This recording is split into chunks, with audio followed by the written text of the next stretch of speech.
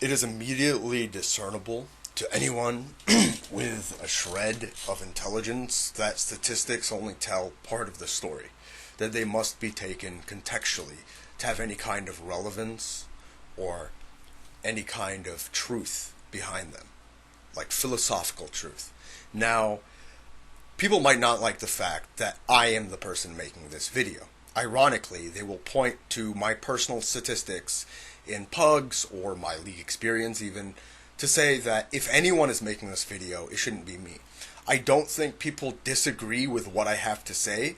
I feel like people disagree with the fact that I'm the one saying it, which is, in my opinion, a large distinction. The biggest issue I have with North American Counter-Strike in a whole, in a nutshell, stems from the culture of America in and of itself. This sports culture is driven by ESPN. If you look around the world, the most popular game is soccer, what we call soccer, football, or cricket. In America, these sports are almost meaningless. If you look around the world, the way these sports are covered, there isn't much statistical data broken down. Players are determined to be good depending on what form they're in and what kind of impact they're making on the game. In America, however, we like to almost have this idea, this concept, this complete bullshit fodder of statistical, empirical evidence. So that way you can say, I'm right, you're wrong. Why? Oh, he had 20 kills. He had 15 deaths. Therefore, 20 kills, 15 deaths. This guy had 15 kills and 20 deaths. The one with 20 kills and 15 deaths is a better player. Or they're the reason why they won. This is complete and utter bullshit for various reasons. One, not all kills are the same. Okay? Just in general. Not all kills are the same. In the same fucking round, they're not the same. T-side entry frag is much, much more important to winning a round and securing a round than late in the round. The round's already been pretty much won. There's a half-ass chance at a retake, and you're cleaning up scraps and getting a kill. That's just by looking at things that HLTV and CSGO Lounge morons look at, which is the scoreline and the KD. Okay? Beyond that, people have other metrics of analyzing who are good players and who are bad players based on things like ADR or RWS or FPR. And all this really promotes is for the game to be played in a statistical serving manner. RWS is probably the best statistic we have. It's kind of like democracy. It's the least worst form of statistic that we could put up. RWS actually makes people focus on winning the round, but at the same time, the context of which damage was done to actually secure the round win isn't there. So if somebody goes and entry frags, kills 2 people, takes a site, plants the bomb, throws a retake smoke, smokes it off, plays the plant, and then there are 3 other counter-terrorists around on the map, and another guy kills one of them. So now it's a 5v2 situation, and a Lurker goes and finds the 2 saving counter-terrorists and kills them. Yes, his kills are meaningful, don't get me wrong. They hurt the other team's economy because they can't save their armor and their nades and their weapon. But they didn't contribute to winning the round at that point.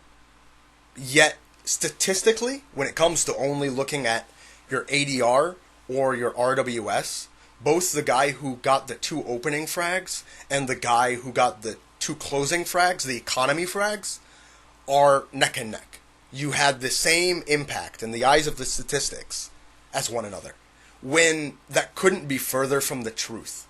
Now, don't get me wrong, I think the lurking role is extremely important. The lurking role can ensure that a round is won sometimes just by cutting off rotations and basically destroying any chance of a retake. I think that the lurking role is probably the one where you need to have the most experience and game sense and intelligence out of all the roles. And I think in the lurking role, someone can demonstrate their complete mastery of the game by basically clutching out a 1vx situation and winning the round for their team.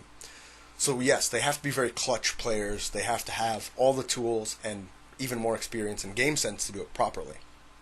But statistically, the lurking role is the easiest role to have good statistics. You'll be dying the least because you're more than likely the person who's going to be saving if your team fails at securing the objective T side. And you'll be it's a really easy role to get 1 FPR. Back in the day where 1 FPR was the biggest statistic on ESEA, people would just hide in corners and nobody cared about winning rounds. It didn't matter if you won the round or not. All that matters is you get 1 FPR. You could play 16 rounds in a match, get 16 and 0'd, and get 1 to 2 kills every round. And despite the fact that you and your team got completely dumpstered, you still look like a good player. That was the issue with that statistic. And thankfully, RWS fixes that. But at the same time, it doesn't make a distinction at all. And what people try to do is they try to make distinctions. And more so in America and Canada than anywhere else. Because people think statistics are irrefutable evidence and facts. And there's no context as to who's getting what or what's going where or how things are working. And what I mean by that is CT side, technically a rotator will get more frags than a side anchor or the guy who's holding mid. Just by the very nature of their position. Because round after round, a rotator is flexible and can go from one site to the next site, can go from helping out mid to going back to like A site or B site. So they're able to fly around the map and get frags. And oftentimes they're really not the first point of interaction, though they can be. Usually it's the site anchor who is the first point of interaction. Or the mid anchor, who would be the first point of interaction a lot of times on many maps. So there are cushier roles in regarding your statistics, and this is never formalized in context. The biggest view of this is Freakazoid on Cloud9 right now, contemporarily. Before it was Friberg. So people are like, oh, they look at the scoreline after a Cloud9 match, and they see Freakazoid, and they're like, oh, he has the worst KD. He should go, and they should bring in, name a player here, and then Cloud9 would be great. And they don't take into context what role Freakazoid has, the fact that as the entry fragger, he has the least advantage position and the least advantage role. He has no idea where people are, he's going into a site blind, he's getting pop flashed in, he's the first interaction. The guy behind him, the second guy, which I would like to call the Playmaker. A lot of people think that this is the support role, but it's really the second cushiest or the cushiest role in Counter-Strike, with where you can make the most impact. This is the role that Shox plays on Envious, where Kiyoshima is more often than not his entry fragger, unless Shox feels like he has a good spawn or he can take advantage of something. This is the role that JW will often take on, or Crims, depending. You'll see a lot of teams put their op in the Playmaker role going second. This is the role that Forrest has on NIP, behind Friberg. This is the role that pretty much Neo would have behind Byali, so or Pasha. So these players get to go into a site, and where the entry fragger is the first interaction, they get to shoot someone who isn't even looking at them and kill him. So basically, your entry fragger will go in, and they're tasked with finding where the counter-terrorist is, snapping to them, and shooting them and killing them. Meanwhile, one or two of the counter-terrorists, if they're doing it properly, they'd be crossfiring it, are both directing their efforts at this one entry fragger. And the Playmaker behind them gets to go, oh, great, these guys aren't even looking at me. I get to shoot somebody who's not even looking at me. I can sit here, I can take my time, get my shot lined up like I'm playing pool. All right, headshot, that was easy. It's not easy, don't get me wrong, but it's much easier than being an entry fragger. And when people look at somebody like Friberg's stats, I mean, you don't have to take it from me. If you look at VirtusPro, and I'll put all the statistics in the description below. If you look at VirtusPro, Snax has better statistics than just about anybody. If you look at NIP, Get Right has the best statistics. If you look at Fnatic, Flucia, who was a slow lurker, had the best statistics. Now it's Olaf, who's a fast lurker. Sight flank fast lurker. If you look at, which is also a cushy role, if you look at, well, okay, so there's basically competing ways of playing T-side. Some teams will have a slow lurker on one flank and a fast lurker on another flank, and then try to take mid control with 3 people, or even have like their slow lurker lurking mid on some maps, and then try to take a site with 3 people, or have a fast lurker on mid. After a site is taken, somebody can like fast lurk up connector. I wouldn't recommend that on Mirage, by the way, but what do I know? So I would rather recommend you have a person under pass and a person top mid and a person watching cat and from chair, and basically taking mid control on that map and having site flanks happen. But basically, there are also other teams that kind of work in a default where they will have an op controlling mid or controlling a certain area, or trying to get a pick in a certain area, leading the charge, so to speak, searching in a certain area.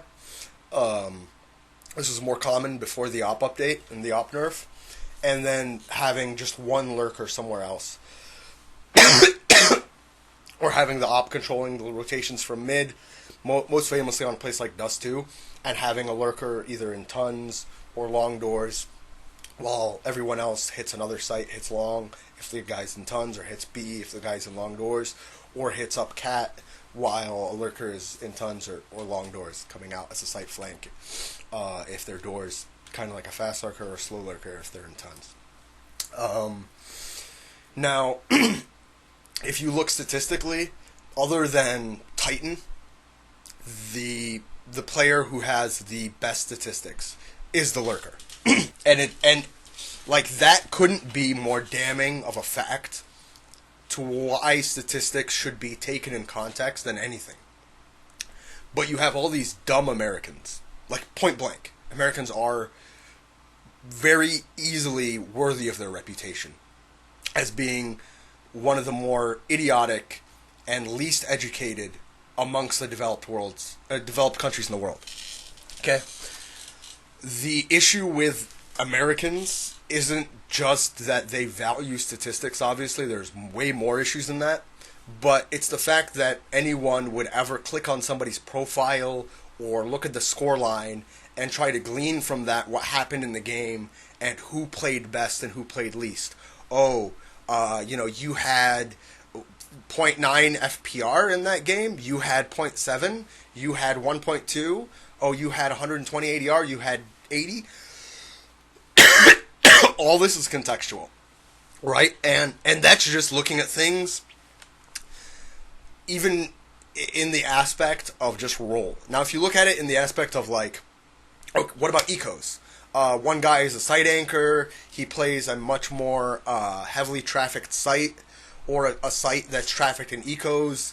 He gets a full eco, no armor, Glock. These guys are fully saving. They maybe have a smoke and a flash, and they just want to get the bomb down. And this guy just, he plays it well. It's not like he just fell ass backwards into the frag, but he plays it well, and he kills 4 of them, or does like 480 damage. That's a lot different than, let's say, a rotator or a site anchor who is facing, armor, AK-47, a full execute, and he's making plays here, holding there, making more plays, flashing, killing 2 people, smoking these people off, nading them, doing a little damage there, coming back, staying alive, waiting for his team to retake, coming back on the retake, and killing like 2-3 more people, clutching, and they don't even get a plant, or they defuse or whatever in the retake. So, contextually, one is much more valuable and harder to do than the other. But if you just look at the bare bones, the facts, the empirical evidence, it's the same. It's the same. Getting a 5K against an eco and getting a 5K against a full buy is exactly the same when it comes to statistics. Getting a 2K as an entry fragger is exactly the same as killing two people who are just saving when you know exactly where they are. Not to mention just impact. Getting a 2K as an entry fragger and getting a 2K, like, just holding the flank, surprise, like, okay, you guys go into B and actually make something happen, kill people, and have people rotate. I'll just hide in this little corner here, and when this guy pushes mid and comes up banana, I'll shoot him in the head. Bam. I got my 100 ADR. So, the problem with that, in American, like, games, which are so statistically based, is you'll have people shying away from the more difficult roles with more responsibility, and you'll have people instead take on roles where they just want to hide in corners and lurk. So you have everybody baiting everybody if they're playing against people of their equal skill level. Don't get me wrong, anytime, like, it's almost like the Jaguar mentality. When it's eco season, a cobra's, like, it's feeding, so a cobra's hungry. He's got to go hunt. So basically what I say is that everyone is an entry fragger against an eco, and everybody's a lurker against a full buy. That's how, like, the pug mentality of North America is. And yes, you should be more wary against a full buy, but basically you have people just frag chasing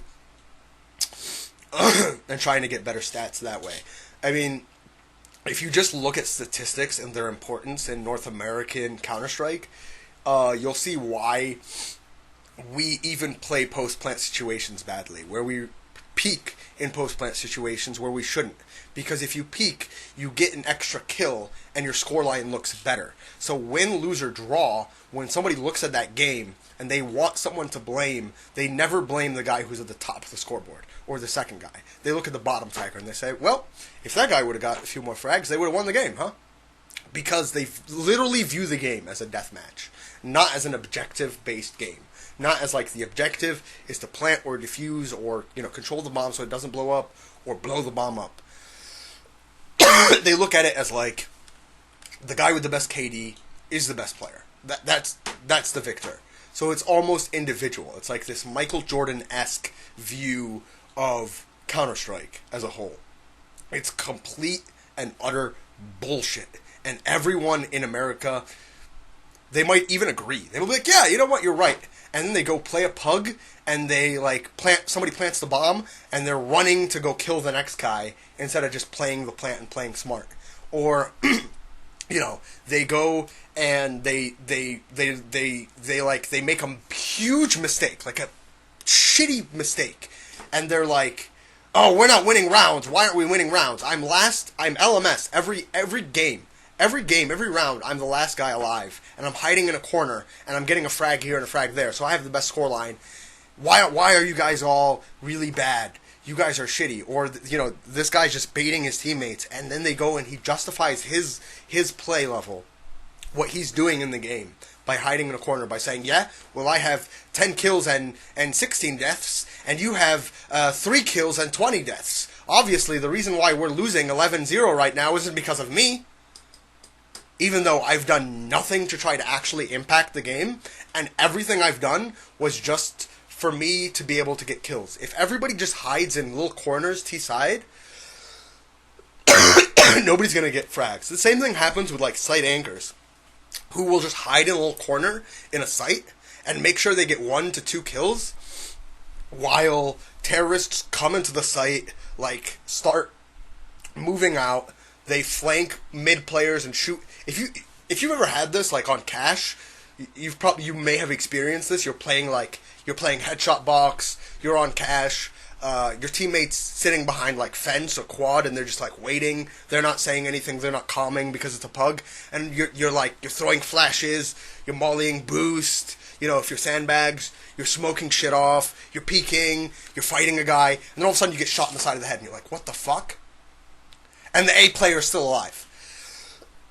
And then this guy gets, like, 2 kills. And, you know, he gets 2 kills, but they plant the bomb, and it's like a 2v2 situation, and they end up winning.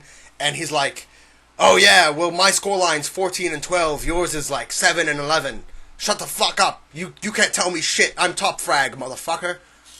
That's the state of North American Counter-Strike. That's the individualistic bullshit that we're dealing with at the smaller level.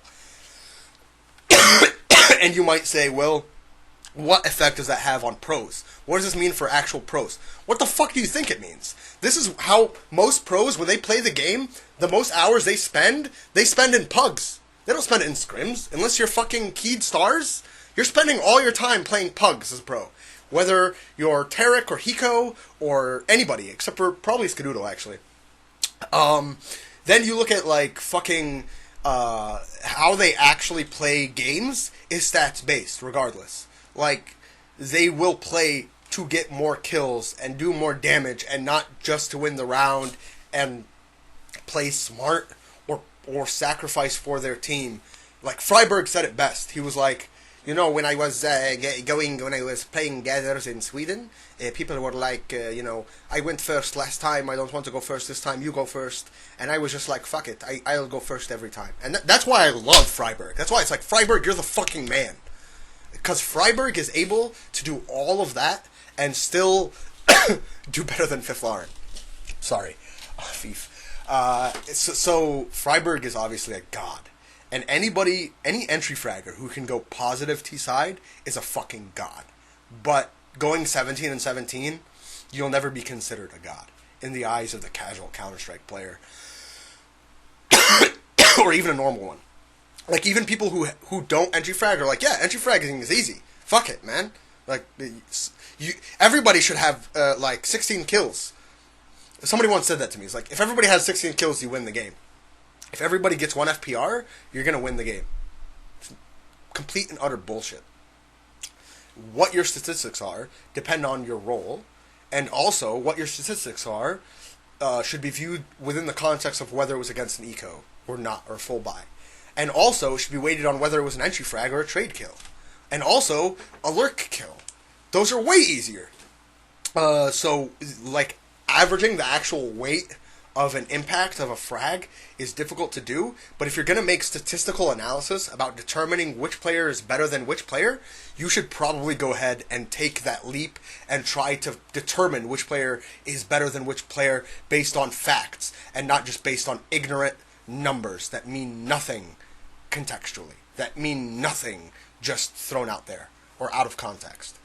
Yet that's what everybody does. Everybody will click your profile, look at your RWS, and determine what kind of player you are, whether in IM or main. This is what determines whether you make a main team or not. This is what determines whether you go main and an invite team picks you up. This is what determines when invite teams want to be like, alright, Pith is coming over from Sweden, who should we cut? Well, let's look at the score sheet.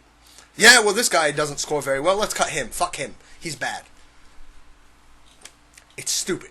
It's fucking retarded. Look at impact. Look at who's actually impacting the game. Don't just try to, like, go on ESPN.com, click the CSGO tab, and look at the statistics leaders and determine who's the best. Because that's not how this game is played. And if you had an iota of fucking intelligence in your brain, you'd never submit to that kind of analysis.